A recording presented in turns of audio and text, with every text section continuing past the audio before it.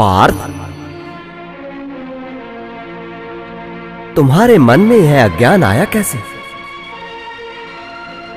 युद्ध भूमि में खड़े होकर कायरों की भाषा बोलना तुम्हें शोभा नहीं देता पार्थ।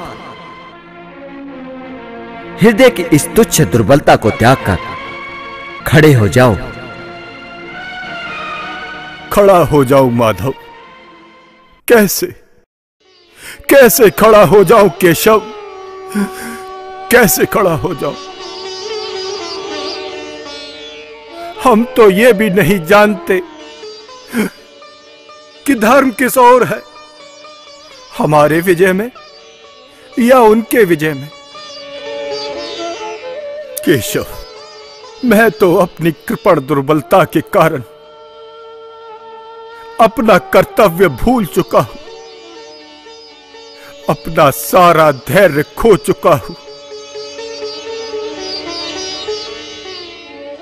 मुझे अभी ऐसा कोई साधन दिखाई नहीं देता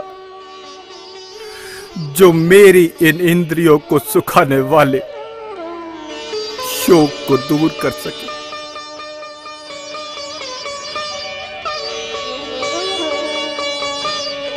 हे वासुदेव, इस विषम घड़ी में मुझको अपना शिष्य जानकर, मुझको अपना शरणागत मानकर जो धर्म मेरे लिए कल्याणकारी हो उसे विश्वास पूर्वक बताएं वासुदेव। पंडितों की भांति बातें भी करते हो और अज्ञानियों की तरह उनके लिए शोक भी करते हो जिनके लिए तुम्हें शोक नहीं करना चाहिए। ज्ञानी व्यक्ति न तो जीवित के लिए और न ही मृत के लिए शोक करते हैं। ज्ञानियों जैसी बातें करे पर सच्चे ज्ञान को जान ना पाए।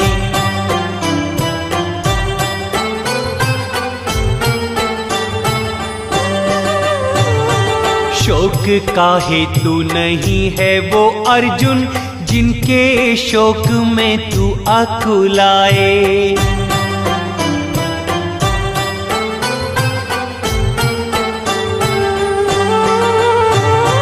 क्यों व्यर्थ चिंता करे इस देह की,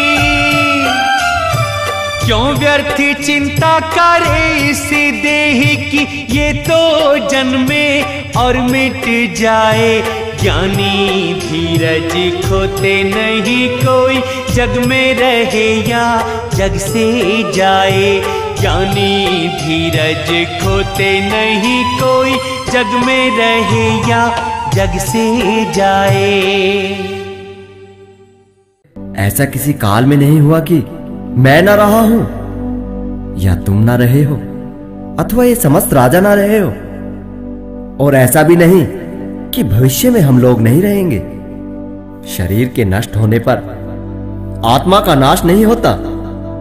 आत्मा अमर और अजर है। जिस प्रकार शरीरधारी आत्मा इस वर्तमान शरीर में बाल्यावस्था से तरुणावस्था में और फिर वृद्धावस्था में निरंतर अग्रसर होता रहता है,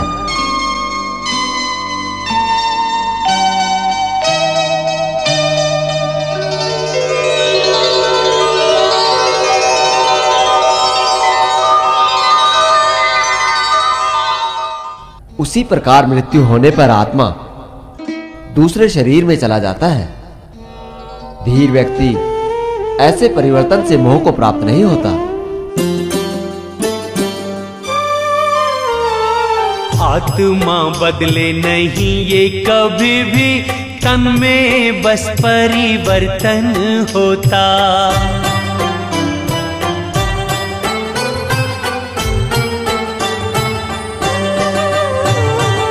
आज शिशु है जो कल युवा होगा, वक्त के साथ वो वृद्ध भी होता।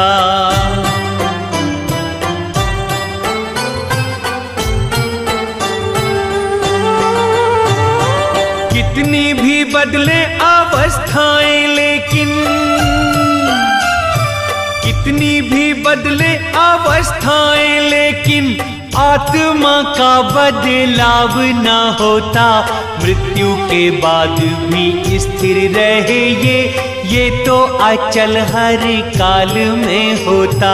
मृत्यु के बाद भी स्थिर रहे ये तो अचल हर काल में होता। हे अर्जुन, सुख तथा दुख का क्षणिक उदय तथा काल कर्म में उनका अंतर्ध्यान होना सर्दी तथा गर्मी ऋतुओं के आने जाने के समान है।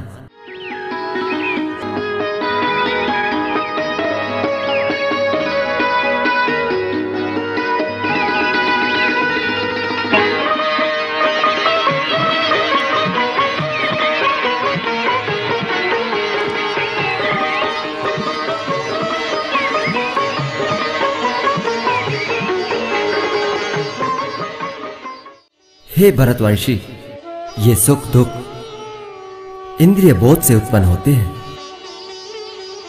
और मनुष्य को चाहिए कि अविचल भाव से उनको सहन करना सीखे। जो पुरुष सुख तथा दुख में विचलित नहीं होता और इन दोनों में एक समान रहता है, वह निश्चित रूप से मुक्ति के योग्य है।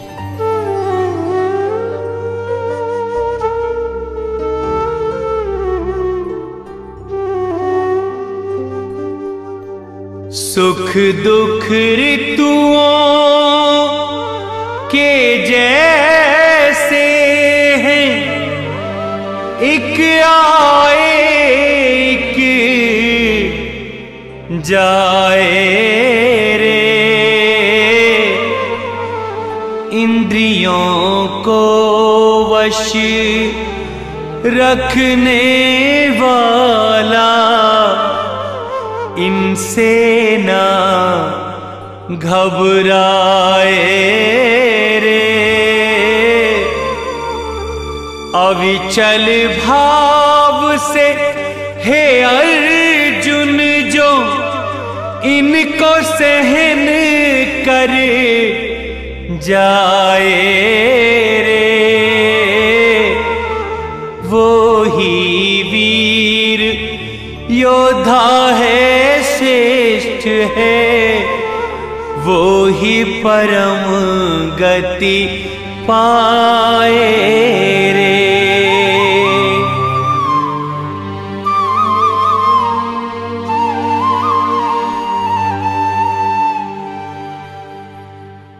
भौतिक शरीर चिरस्थायी नहीं होता, जबकि आत्मा अपरिवर्तित रहता है।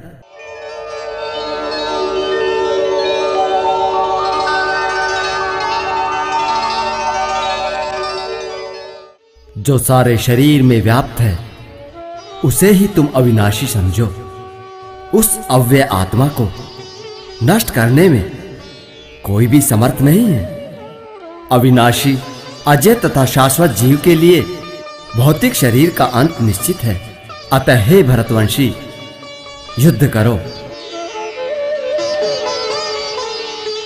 जो इस जीवात्मा को मारने वाला तथा इसे मरा हुआ समझता है, वे दोनों ही अज्ञानी हैं, क्योंकि आत्मा न तो मारता है और न मारा जाता है। ना जायते म्रियते वा कदाचिन नायम भूत्वा भविता न भूया अजो नित्या शाश्वतोयम पुराणो ना हन्यते हन्यमाने शरीरे। जीवात्मा मरता न कभी भी, पार्थ शरीर ही ये मरता है।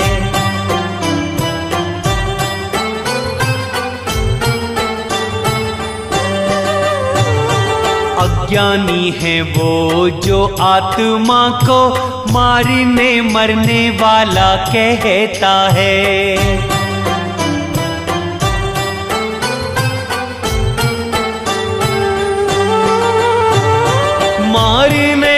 अथवा मरने वाला,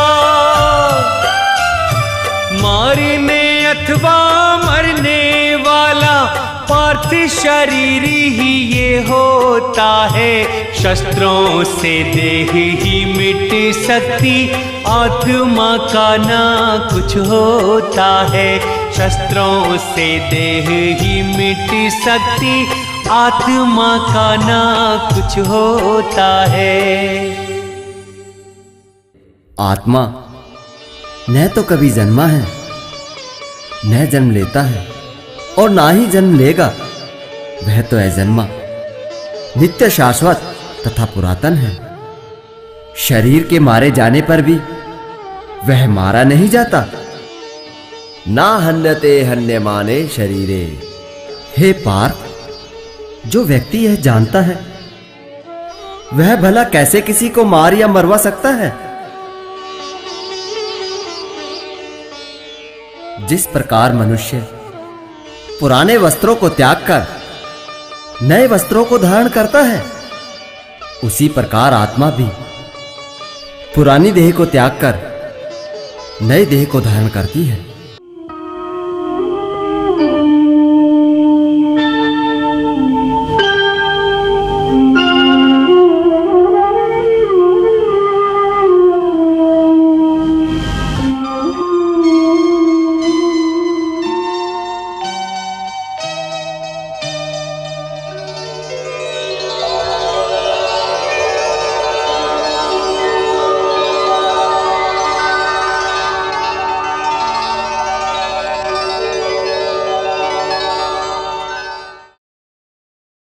आत्मा को ना तो कभी किसी शस्त्र द्वारा खंडित किया जा सकता है,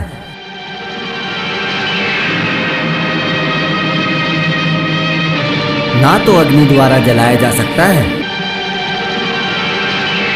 ना तो जल द्वारा भिगोया जा सकता है और ना ही वायु द्वारा ही इसे सुखाया जा सकता है।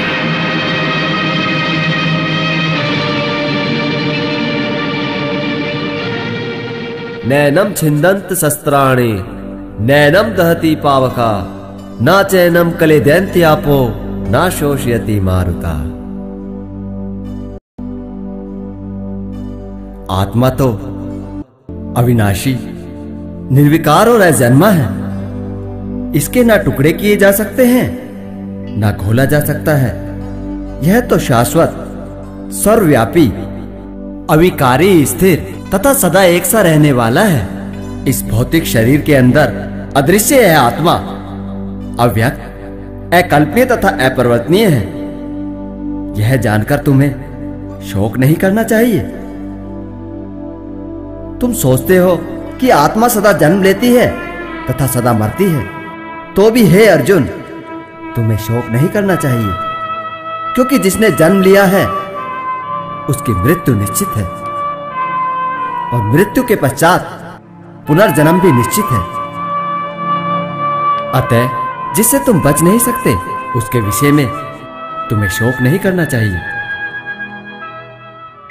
सारे जीव प्रारंभ में अव्यक्त रहते हैं, मध्य अवस्था में व्यक्त होते हैं और विनिष्ट होने पर पुनः अव्यक्त हो जाते हैं। भला इसमें शोक करने की क्या आवश्यकता है? हे अर्जुन, कोई आत्मा को आश्चर्य की तरह देखता है, कोई आश्चर्य की तरह बताता है और कोई आश्चर्य की तरह सुनता है और कोई इसके विषय में सुनकर भी कुछ नहीं समझ पाते। हे भरतवंशी, देह में रहने वाली आत्मा का वध नहीं किया जा सकता, अतः तुम्हें किसी का भी शोक करने की आवश्यकता नहीं है। हे पार्थ, तुम व्यर्थ की शंका छोड़कर खड़े हो जाओ।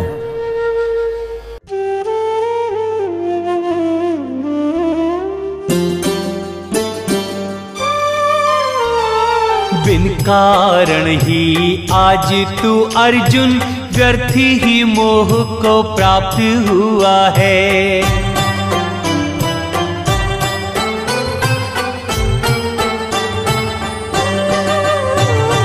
वीरों को ये कदापि उचित न शोक जो मन तेरे व्याप्त हुआ है।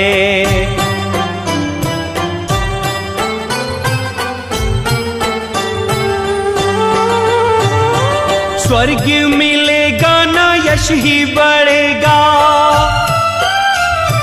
स्वर्ग मिलेगा ना यश ही बढ़ेगा, क्यों ये है बोध समाप्त हुआ है। धर्म के युद्ध को शस्त्र उठा ले, कर्तव्य तेरे सम्मुख खड़ा है। धर्म के युद्ध को शस्त्र उठा ले, कर्तव्य तेरे सम्मुख खड़ा है। क्षत्रिय होने के नाते अपने विशिष्ट धर्म का विचार करते हुए तुम्हें जानना चाहिए कि धर्म के लिए युद्ध करने से बेहतर तुम्हारे लिए कोई अन्य कार्य नहीं है। हे अर्जुन, वे क्षत्रिय भाग्यवान हैं जिन्हें युद्ध के अवसर अपने आप प्राप्त होते हैं। उनके लिए तो स्वयं स्वर्ग के द्वार खुल जाते हैं। अतः तुम्हें अपने स्वधर्म का पालन करने में संकोच करने की आवश्यकता नहीं है। यदि तुम युद्ध करने के अपने स्वधर्म को नहीं अपनाते तो अपने कर्तव्य की उपेक्षा करने का तुम्हें पाप लगेगा और तुम योद्धा के रूप में भी अपना यश खो दोगे। लोग सदैव तुम्हारे अपयश का वर्णन करेंगे और सम्मानित व्यक्ति के लिए तो अपयश मृत्यु से भी बढ़कर है।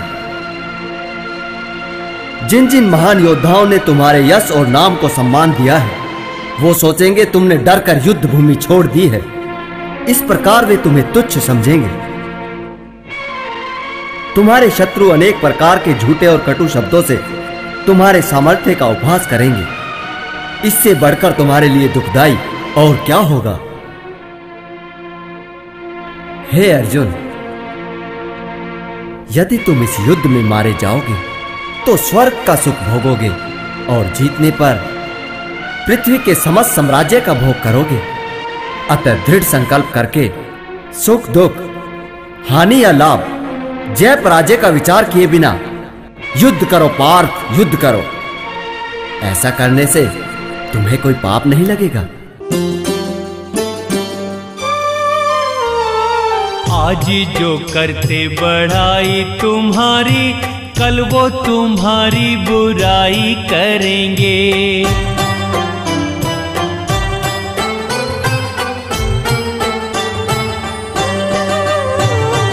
यश अपयश में बदल जाएगा, कायर सब तुमको समझेंगे।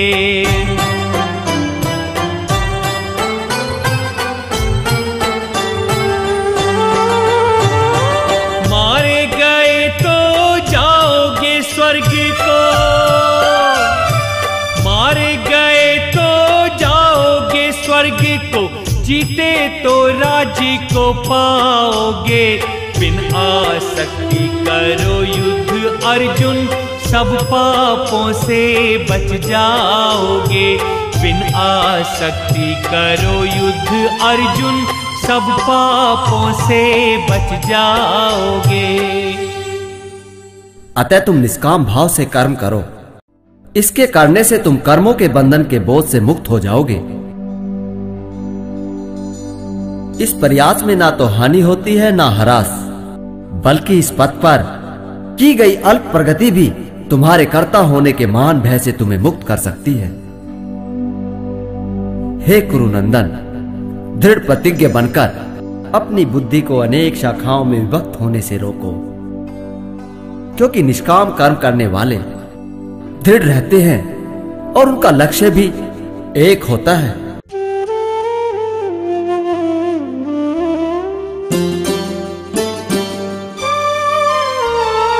निष्काम कर्म को करने को अर्जुन दृढ़ प्रतिज्ञ होना पड़ेगा।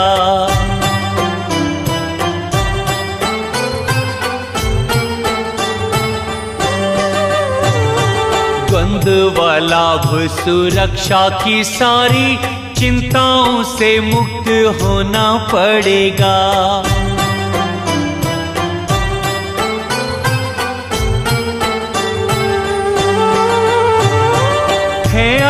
ज्ञानी जो कि अनेकों, है अल्प ज्ञानी जो कि अनेकों अभिलाषाओं में रत रहते हैं।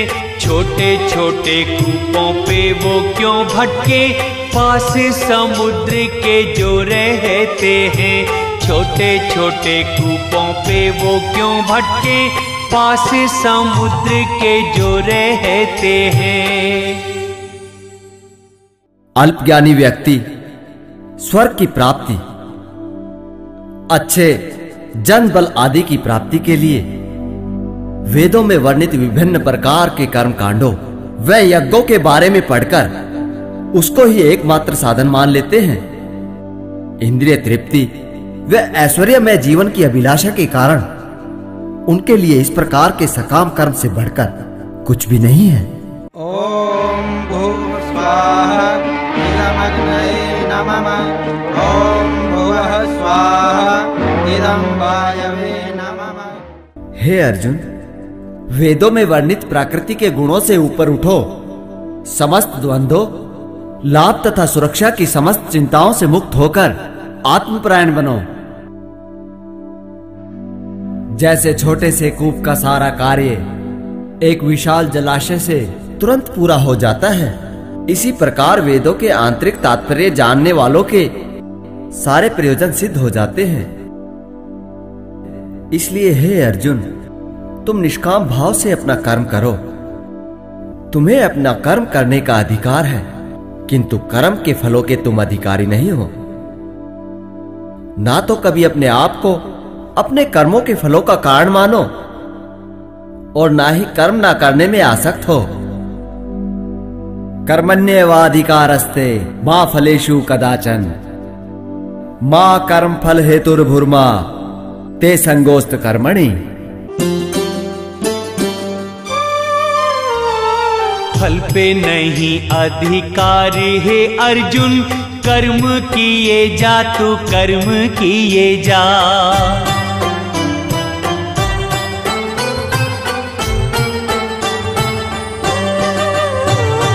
जय और पराजय की छोड़ आसक्ति, पालन अपना धर्म किए जा।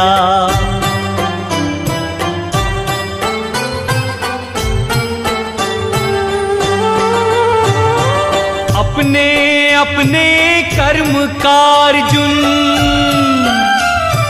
अपने अपने कर्म का अर्जुन, सबके लिए ही विधान बना है।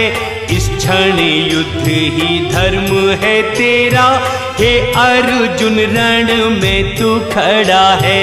इस क्षण युद्ध ही धर्म है तेरा, हे अर्जुन रण में तू खड़ा है।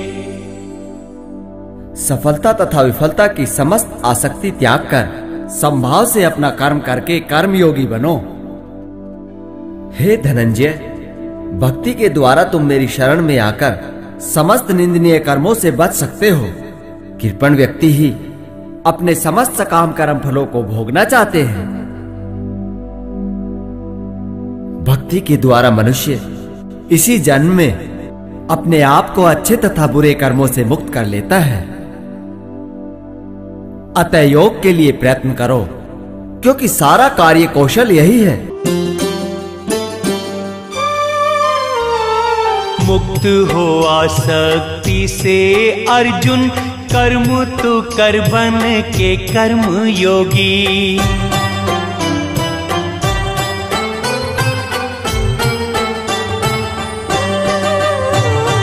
लाभ और हानि को माने समान ही, सोचना जया पराजय होगी।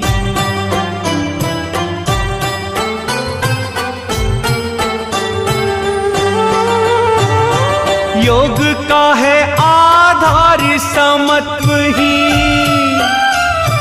योग का है आधार समत्व ही। हे अर्जुन इसको अपना ले, कर्म के फल की मत कर चिंता, हृदय योग की ज्योति जगा ले।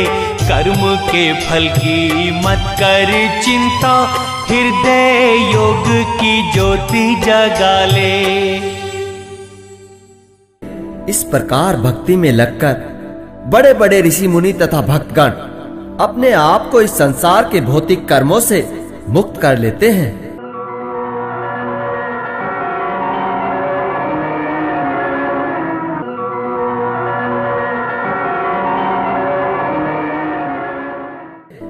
इस प्रकार वो जन्म मृत्यु के चक्र से छूट जाते हैं और भगवान के पास जाकर उस अवस्था को प्राप्त कर लेते हैं जो सारे दुखों से परे है।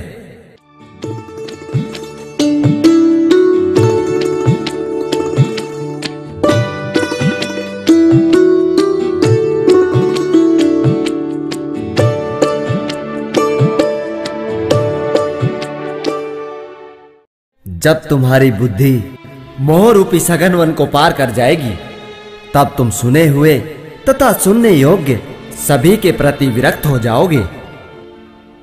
जब तुम्हारा मन वेदों की अलंकारमयी भाषा से विचलित ना हो और वह आत्म साक्षात्कार की समाधि में स्थिर हो जाए, तब तुम्हें दिव्य चेतना प्राप्त हो जाएगी।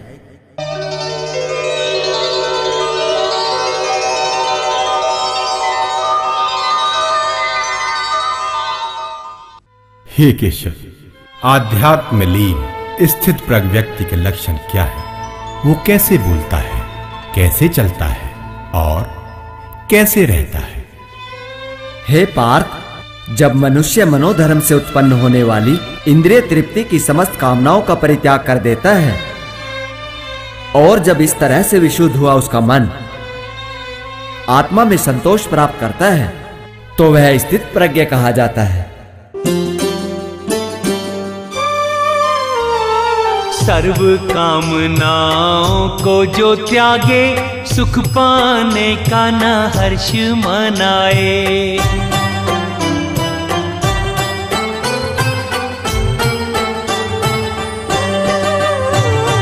दुख से कभी विचलित नहीं होता, योगी वो मुझ में ध्यान लगाए।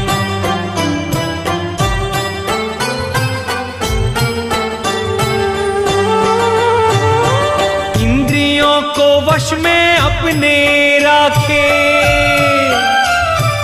इंद्रियों को वश में अपने राखे, संयम जिसका डोल न पाए।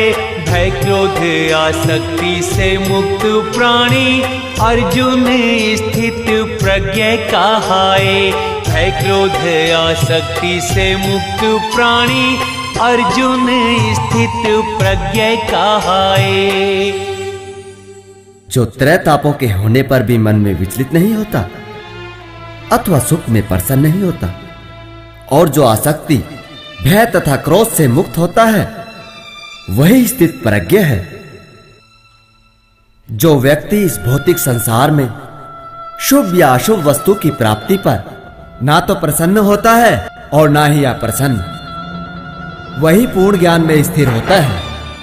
जिस प्रकार कछुआ अपने अंगों को संकुचित कर अपने भीतर समेट लेता है, उसी प्रकार जो व्यक्ति अपनी इंद्रियों को इंद्रिय विषयों से खींच लेता है, वह स्थित प्रज्ञ बन जाता है। हे अर्जुन, देहधारी जीव इंद्रिय भोग से भले ही निवृत्त हो जाए, परंतु उसमें इंद्रिय भोगों की इच्छा बनी रहती है।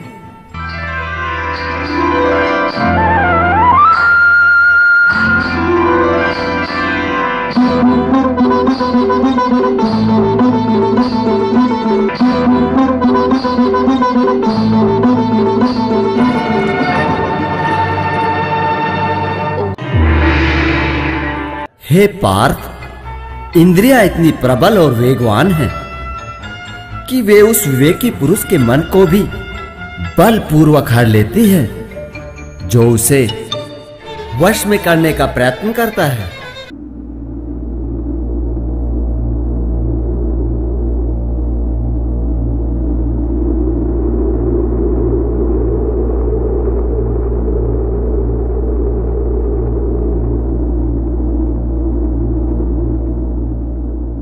जो पुरुष इंद्रियों को वश में करके इंद्रिय संयमन करता है और अपनी चेतना को मुझ में स्थिर कर देता है, वह मनुष्य स्थिर बुद्धि अर्थात अध्यात्म में लीन कहलाता है।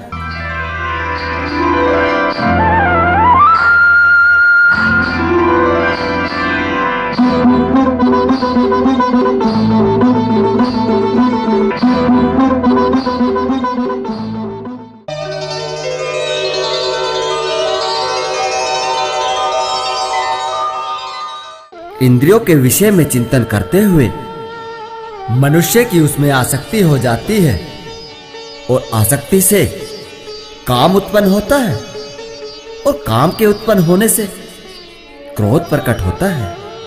क्रोध से पूर्ण मोह उत्पन्न होता है और मोह से स्मरण शक्ति भ्रमित हो जाती है। जब स्मरण शक्ति भ्रमित हो जाती है तो बुद्धि का नाश हो जाता है और बुद्धि के नाश हो जाने पर मनुष्य भवसागर में पुनः डूब जाता है। विषयों से आसक्ति हो उत्पन्न कामाग्नि को जो सुलगाए,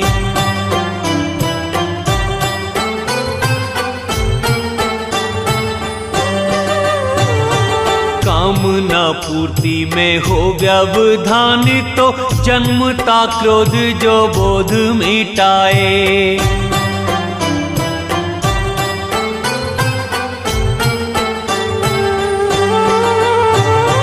क्रोध से मूढ़ता उत्पन्न होती, क्रोध से मूढ़ता उत्पन्न होती, विमूढ़ता मत भ्रम है फैलाए। भ्रम से बुद्धि का नाश है होता, प्राणी को जो भाव कूप गिराए। जिसकी बुद्धि का नाश हो अर्जुन, उसका सर्वनाश हो जाए। समस्त राग तथा द्वेष से मुक्त संयम द्वारा इंद्रियों को वश में करने में समर्थ व्यक्ति भगवान की पूर्ण कृपा पा सकता है।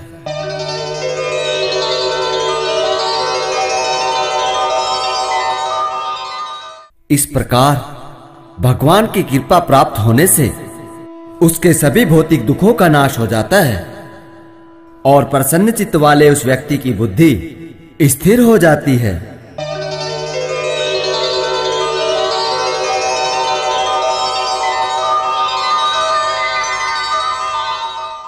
जिसका मन परम शक्ति में नहीं लगा हुआ है, उसकी न तो बुद्धि दिव्य होती है और ना ही मन ही स्थिर हो पाता है।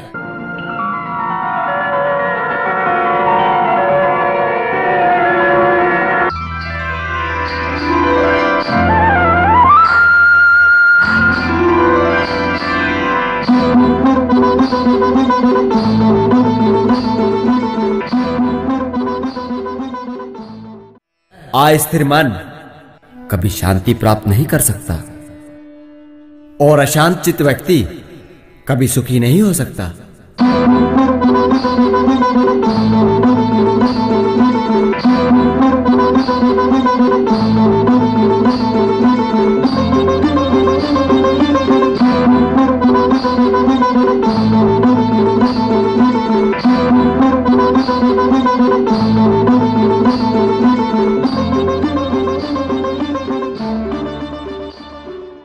जिस प्रकार पानी में तैरती नाव को प्रचंड वायु दूर बहा ले जाती है, उसी प्रकार भटकती इंद्रियों में से कोई एक जिस पर मन निरंतर लगा रहता है, वो उसकी बुद्धि को हर लेती है।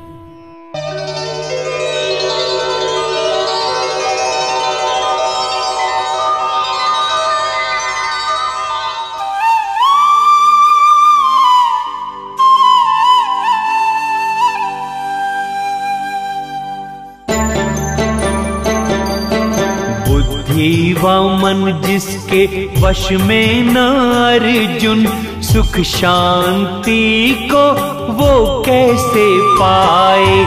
जैसे प्रचंड हवा नौका को अर्जुन अपने ही साथ बहा के ले जाए।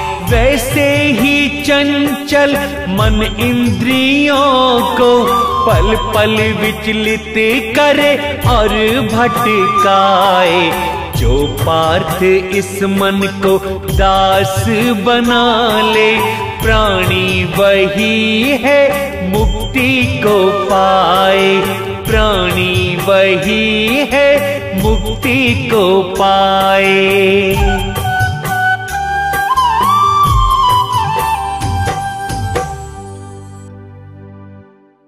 अतः हे महाबाहु, जिस पुरुष की इंद्रियां अपने अपने विषयों से सब प्रकार से विरक्त होकर उसके वश में है, वही स्थित प्रज्ञ है।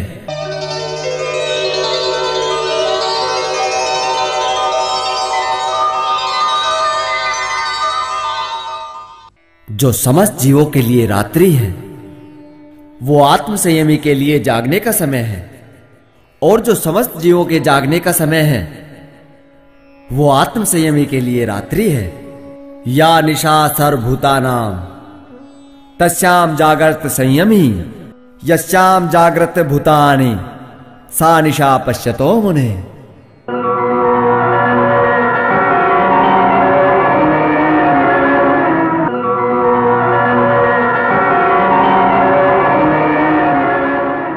जो पुरुष समुद्र में निरंतर प्रवेश करने वाली नदियों के समान इच्छाओं के निरंतर प्रवाह से विचलित नहीं होता और जो सदैव स्थिर रहता है, वही शांति प्राप्त कर सकता है।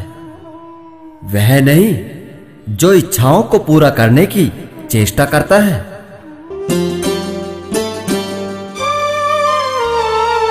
स्थित प्रज्ञ है गहरा सागर, महाज्ञानी भी था ना पाते।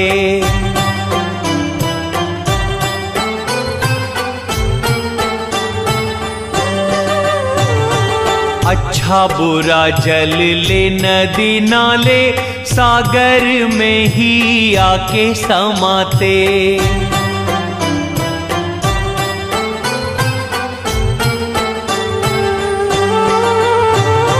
सागर सबको ही अपनाता,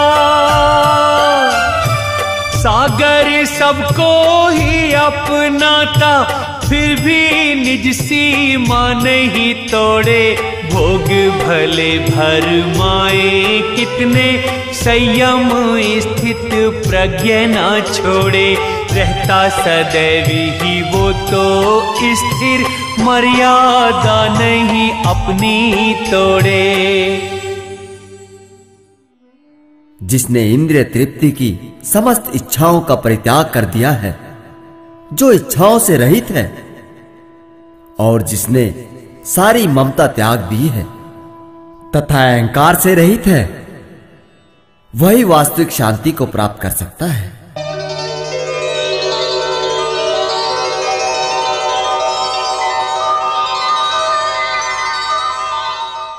यह आध्यात्मिक तथा ईश्वरीय जीवन का पथ है, जिसे प्राप्त कर मनुष्य मोहित नहीं होता।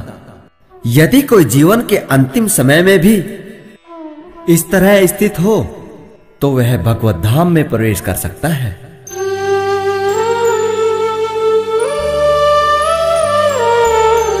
आत्मा जर अमर है अर्जुन, बाकी सब कुछ जान तू नश्वर। जन्म मरण की त्याग के चिंता, समझ आत्मा को भज परमेश्वर। समझ आत्मा को भज परमेश्वर। काहे भरम झूठे मन में पाले, प्रभु पे भरोसा कर नाम ध्याले। श्री कृष्ण गोविंद हरे मुरारे, हे नाथ नारायण वासुदेवा। श्री कृष्ण गोविंद हरे मुरारे, हे नाथ नारायण वासुदेवा।